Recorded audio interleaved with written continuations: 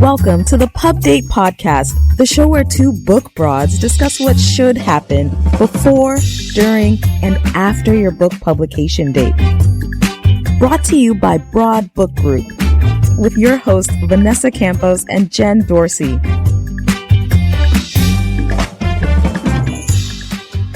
Hey, everybody. Happy Friday. Welcome to the Pub Date Podcast. Hey, Vanessa, how are you doing? I am doing great. Happy Friday to everyone, especially Stephen. Hi, Stephen. How are you doing today? Happy Friday. I am doing great, Vanessa. Oh, we are so excited to have a wonderful, wonderful person on the show today who has his own podcast and does amazing work with all kinds of thought leaders and brand experts. So I'm just going to go ahead and jump right in and introduce him. How does that sound, Vanessa?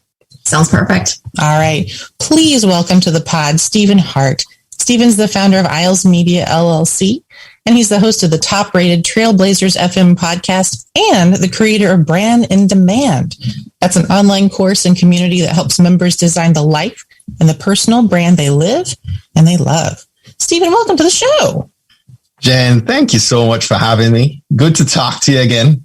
You too. I'm such a big fan of your work. And, we connected over Twitter, right? Yes, we're Twitter buddies. We're Twitter buddies. I tell you what, I love Twitter because you just meet all kinds of people you never would get to meet in real life. So we connected because of Kanika Tolver, who's a common friend of ours and a great author, and Minda Hart, who is one of your clients, I believe. And we just kind of got talking into some of the same groups, and I began noticing your work and just all the cool stuff that you do to help people build their brand. Can you tell us a little bit about it? There's Minda right there. There's Minda. There she is. Yeah, both Kanika and Minda are past guests of my podcast and dear friends today. And I appreciate you for, I'm thinking back to COVID and you giving me recommendations back when I just needed to get out of the house, and you're like, grab a cup of coffee and just sit chill in the car, right? Away from the kids. Go hide from the children. You just wanted me to talk a little bit about my background? Yeah, we'd just love to know a little bit about what it is that you do, because I don't think that everybody, especially newer authors, I don't know that they quite understand what it means to become a brand and to brand themselves. Could you talk about that a little? Sure. So I love to start every conversation from a place of gratitude. So just wanting to express, gratitude in a sense for being here right now. I am the proud dad to two crumb snatchers. And everything I do is centered, toward them. Branding for me became important when I launched Trailblazers almost 6 years ago. Focused in on, and I'm a marketer by day. I do marketing in the world of cybersecurity, but with my podcast and the side hustle, started focusing in on Trailblazers and grew it really quickly. And did a fantastic job of that. But a couple years went by and I realized, well, I want to speak as Stephen A. Hart. I want to eventually author a book. I want to write a course. And one of the things I realized was I'd spent all my time giving my energy to Trailblazers and not to Stephen A. Hart. So I began working on what was involved in really making sure that I stood out from the crowd, and not just for my side hustle, but also in the corporate world. Yeah, how was I going to separate myself from other people in my organization? And so it branched out from there like it always does. And very quickly, clients who I consulted with, I coached, were asking me for assistance. Usually people would approach me from the marketing side and say, Stephen, like a budding author would come to me and say, hey, I need a website. And I would say, well, what are we going to put on a website? What are you about? What is your message? What are we trying to share? Who is your audience? And more times than not, those people come back, Jen, and they're like, I don't know. You figure it out. And it's not for me to figure it out, right? So branding became really something that I kind of went down that rabbit hole and got into and really over time developed a course, which is now Brand in Demand. And it's exciting to be able to help people, dial in on their brand. So I touched on some of that. The thing to note is while your brand does involve some of the brand element pieces that many people think of when they hear the term branding. They're thinking of a logo. They're thinking of their website. Those things are involved, but at the foundation of it, right, there's so much more that we should cover, right? On, what is your purpose? Who are you serving, right? You've maybe heard the term of, getting clear on your audience. Yep. That's a big, very important piece of your brand that allows you to clarify your message, make sure that all those elements that you develop are hitting the nail on the head with the people that you're trying to speak to. And then understanding how you craft content and engage and write the right kind of book to serve that audience and their need. Sure, absolutely. And talk a little bit about, you work with a lot of thought leaders. You see a lot of trends kind of come and go. Those are the foundational elements, I think, that you just mentioned. At least that's the way I'm hearing you. What are some must-do moves that you need to make beyond those foundational elements to build your brand? What are some absolute must-haves that folks need to address in addition to kind of the foundational stuff?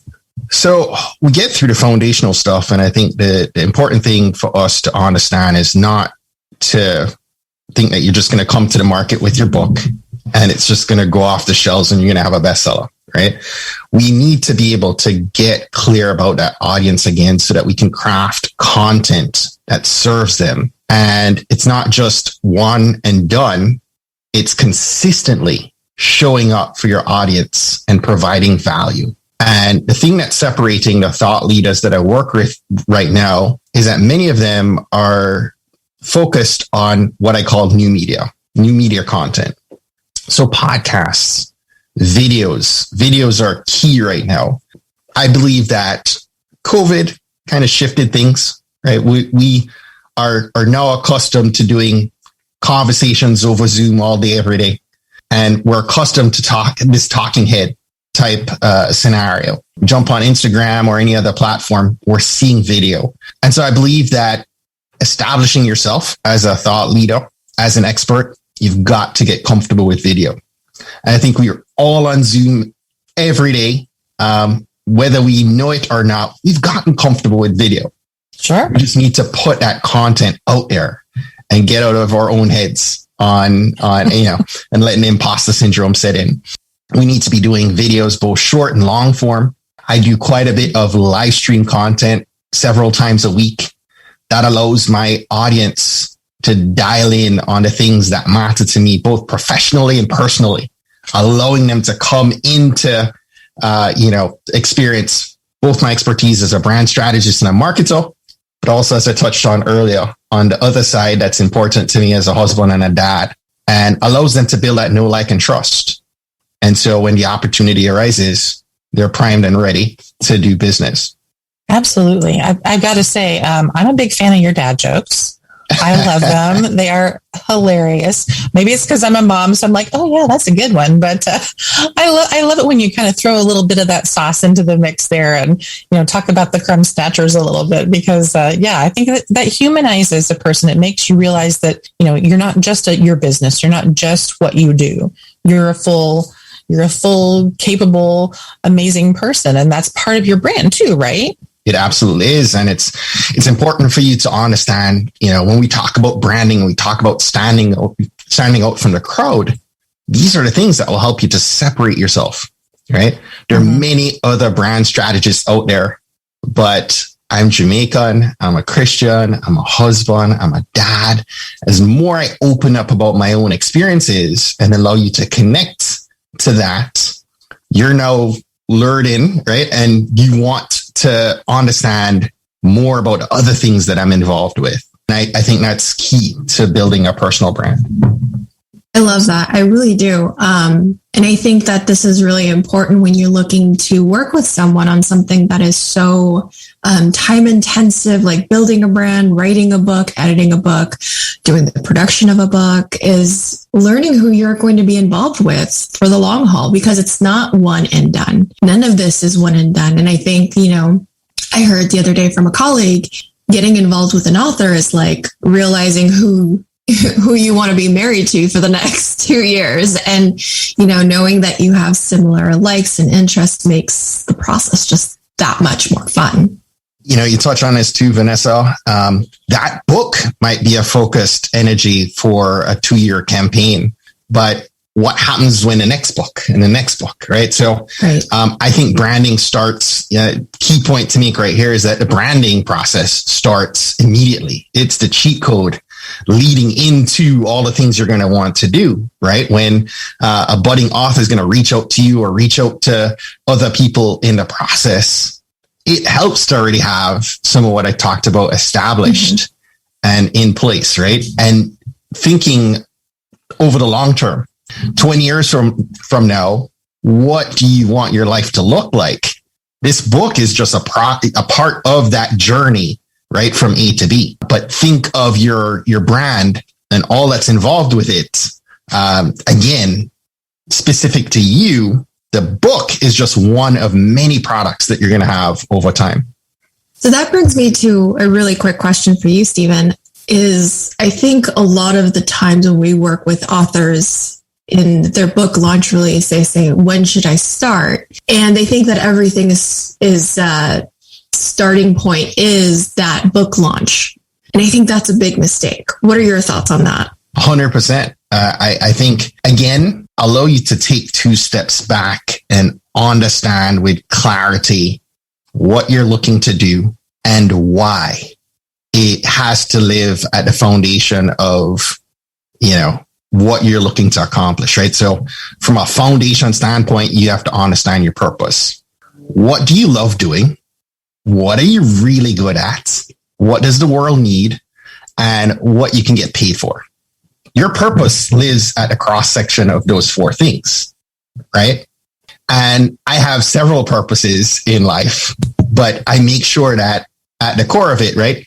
I love to sing. I can't sing to save my life, and ain't nobody paying me for that, right?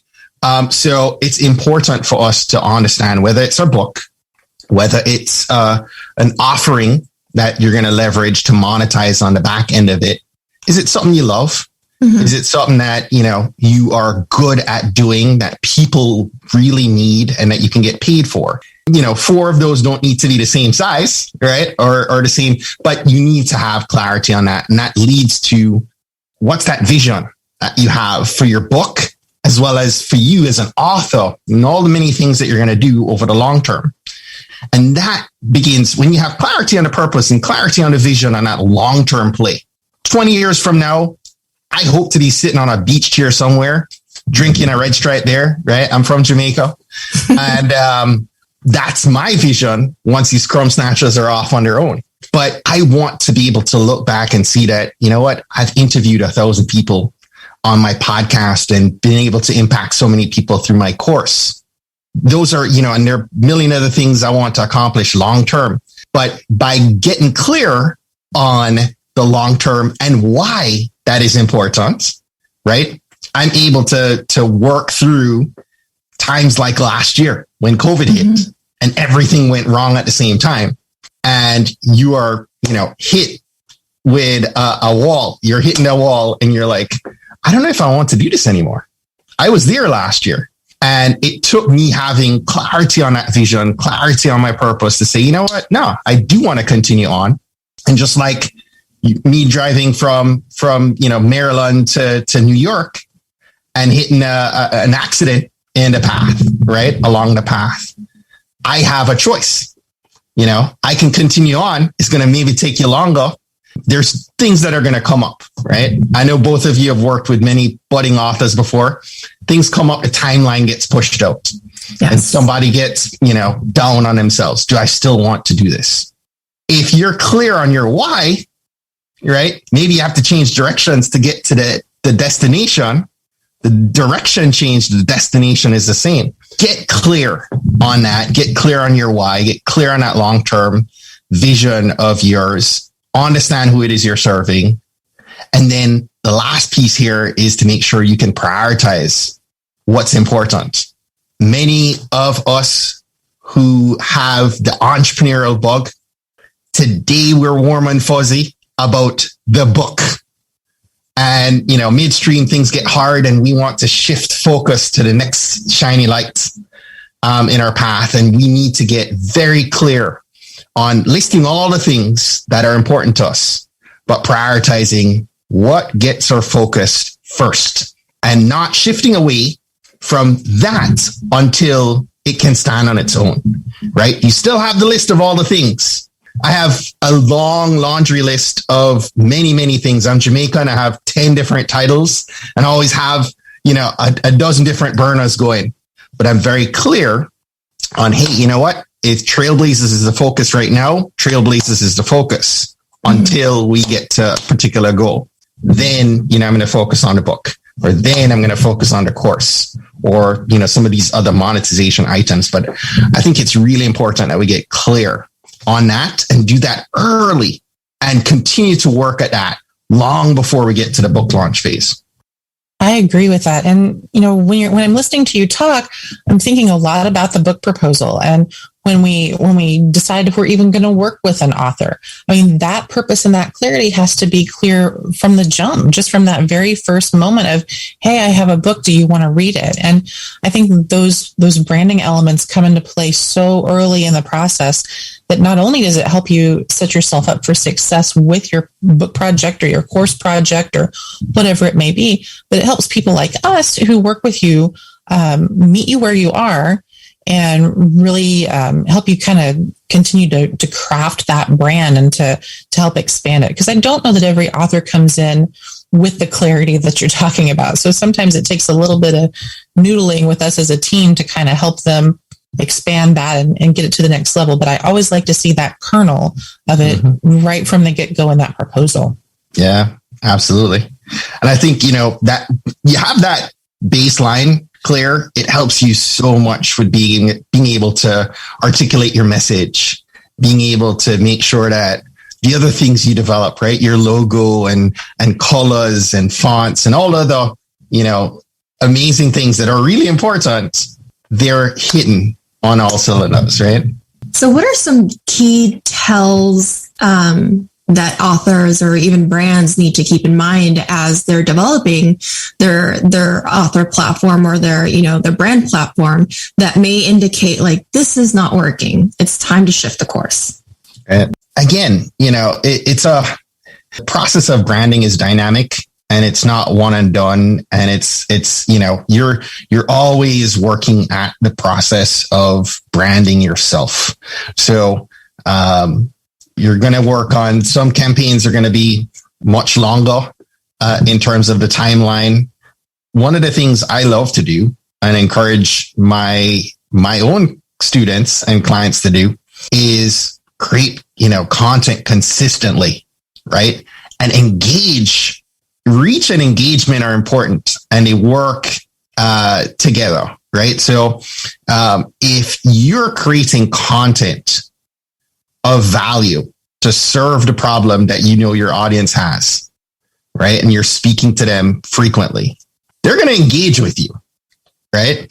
And over some of these platforms, like I'm talking about live stream or going live on like Instagram, if you're putting something out there and absolutely no one's responding to you, it's probably not serving, people in the way you might have thought. And that's a telltale metric. Listen, you don't just launch a podcast today and you see 1,000 downloads, right? That won't happen either. So this takes time and it takes work. But what I love to do is to be able to get clarity on, hey, am I hitting on, the problem I thought is out there, right? And the audience I thought I wanted to serve, is that who this is connecting with? So when somebody starts connecting with the content you're creating, whether that's a social post, a video, a podcast, whatever the case may be, engage with them. If if it's in social media, I love to send Jen a DM and say, hey, Jen, I noticed that you responded to, my post, my video. Would love to chat with you, right? Or just engage for a little bit in a DM and try to see if you can get on a quick phone call and just get to know the person. Mentally, as a marketer, I am always trying to understand why it is that you tune into my content or why you're continuing to consume my content and understand what's keeping you up at night. And the more I begin to unpack exactly what Jen needs and Vanessa needs and Paul needs, and if the three of you keep showing up in my feed over time, you're parts of my audience. Now, when you go to the theater and you're positioning yourself from the perspective on stage, looking out on the audience, I don't see 1,000 Vanessas. I see 1,000 attendees watching a show. What you need to think about is who are the 1,000 attendees that are going to be watching, reading your book, listening to your book, consuming your content. It's not going to be the same person. There are different people out there. What we need to understand is who are these different people? And then what are the common threads that connect them? Both the things they like and the things that they're struggling through. When you start to understand that, then you can really hit the nail on the head with your messaging for your book, right? Like Minda Hartz is doing right now with her books. She's speaking to her audience in a way, if you're a woman of color, you're like, oh my gosh, this woman is speaking to my soul right now, right? Right. Because Minda did the work to understand those 1,000 people sitting in her audience, right? While she's on stage. So I think we all need to take a note from that end, right? And get to know the people in our audience. Oh, yeah. And I think there's so many ways to do that, right? I think some authors who maybe are new to this or just ramping up their branding, they don't necessarily know how to do that. But we know that social listening is a very big part of that, for one thing, right? What are some other ways that they can go out there and do some research on who those 1,000 people are? Yeah, I love LinkedIn and I love Facebook. I think you can leverage social media in ways that you don't even necessarily need to get into DMs. If somebody's engaged with you and you know that they're consuming your content, go look at their LinkedIn profile and you can do some surface level intel, right? And gauge whether or not you want to have that conversation from there. That makes a lot of sense. I love that. Really quick before we go, I want to have a little fun here. Can you tell us what are some of your branding no-nos? What are some please don't ever do that? What are those kind of things that you see pop up that you just, they're a little cringeworthy? What can we avoid? Number one pet peeve of mine is not making sure that your domain name and your social handles are consistent. Right. So I have people on my show all the time. And at the end of the show, I'm like, hey, how can my listeners listen to you? And they're reeling off, a different domain name, a different social handle for Instagram, LinkedIn, Twitter. And it's like, how do you expect somebody to remember? I am StevenAHart.com and at StevenAHart everywhere. And it makes it easy for somebody to connect with me wherever they want to consume my content. I think that is huge when it comes to branding, is making sure that people can find you. Because if they're consuming you while they're on the go, you want to make sure something sticks. If you have a name that's, could be going both ways, I'm Steven with a PH. I just make sure that I purchased StevenAHart.com with a V as well and forwarded it back to my website. Right? Oh, that's smart. That makes a lot of sense. Yeah, it drives me crazy when I see that laundry list on people's websites of all their different places. And it's, none of them line up. That's never good. Yeah, never have your potential audience, potential client second guess which is the right Instagram account that they need to be following. Yes. And where it is that you are delivering that information. So going back to your whole conversation about clarity, which I'm loving this theme of clarity. Yes, clarity is the key, right? If you confuse, you lose. We need to make sure that we allow our customers to digest that content that we're putting out there. 100%. All about the clarity. Always, yes. Really quick before we go, are there any good analytics programs that you would recommend, just to kind of keep track of all of this? What do you like to use? Yeah, I I am big on, right now I'm doing a lot with video, and I'm learning quite a bit from YouTube, even though I'm elsewhere. YouTube Studio is really great. And there's a plugin, a website called vidiq.com, and you're able to download an extension for Google Chrome.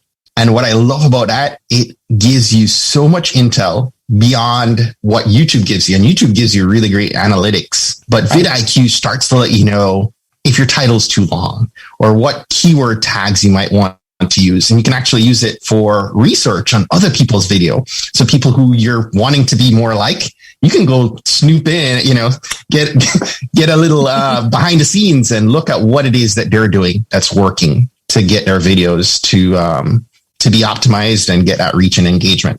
I love a good insider back look at people's metadata and what works and what doesn't. So I am definitely writing that down, because we, in addition to the podcast, are launching a YouTube channel. So watch out for that.